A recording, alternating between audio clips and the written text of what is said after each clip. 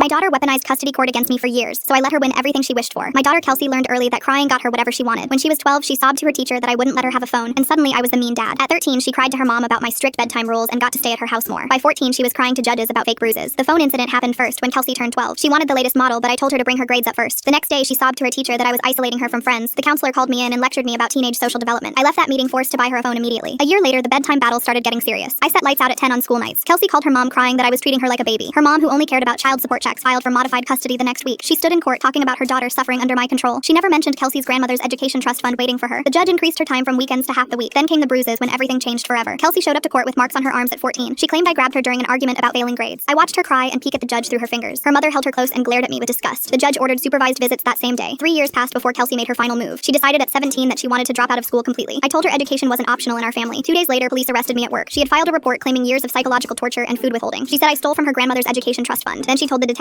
he gets weird when he drinks. He comes into my room at night and sits on my bed. I haven't touched alcohol since my brother died from liver failure. I sat in that jail cell and realized she would never stop escalating. The system believed her tears every single time. Something cold settled in my chest. I stopped feeling hurt and started thinking clearly. If she wanted freedom from me, she would get it. The charges were dropped for lack of evidence after 3 days. I hired a new lawyer with specific instructions immediately. I would give Kelsey exactly what she testified she wanted. I spent weeks studying their financial situation first. Her mother lived paycheck to paycheck even with my support. The boyfriend had gambling debts that everyone could see. The trust fund required active school enrollment for any access. I understood what would happen when my money disappeared. I felt no guilt about what was coming next. I want my daughter to feel safe. If that means staying away from her, then I'll respect her wishes. I said this in court while signing away all parental rights. The restraining order she requested went through immediately. Control of her trust fund transferred to her mother by law. I walked out of that courtroom knowing exactly what would happen next. The trap was set and Kelsey had built it herself. Month 1 passed with Kelsey celebrating her victory over me. She dropped out of school the day after court and partied every night. Her Instagram showed constant celebrations while her mom counted remaining support checks. The boyfriend started asking daily about accessing that trust fund money. Month 2 brought the first consequences when reality hit hard. The final child support payment cleared and nothing came after it. Her mom told her to get a job since the money had stopped. The boyfriend convinced her to sign papers for emergency access to help with bills. He used her ID to override the emergency limit and took $5,000. He lost every penny in one night playing poker. Their electricity got shut off for non-payment that same week. Kelsey frantically called the trust administrator about the rest. She discovered it required active school enrollment to touch. Month 3 saw everything collapse around her. The boyfriend disappeared after draining what little remained accessible. Her mother started drinking heavily and screamed, "You stupid little brat, you cost us everything." The eviction notice arrived the next morning. Kelsey tried calling me, but her own restraining order blocked all contact. She went back to court begging to undo everything she had done. The judge reminded her she got exactly what she requested under oath. She tried claiming her mom was abusive, but nobody believed her anymore. My parents refused to help after watching her destroy me with lies. She posted online about missing her dad while I was legally banned from responding. 2 years later, I live in a new state with my wife and baby. Kelsey works doubles supporting her alcoholic mother. The restraining order she demanded still prohibits contact. She got exactly what she swore she needed. Now she lives knowing her tears destroyed her own future.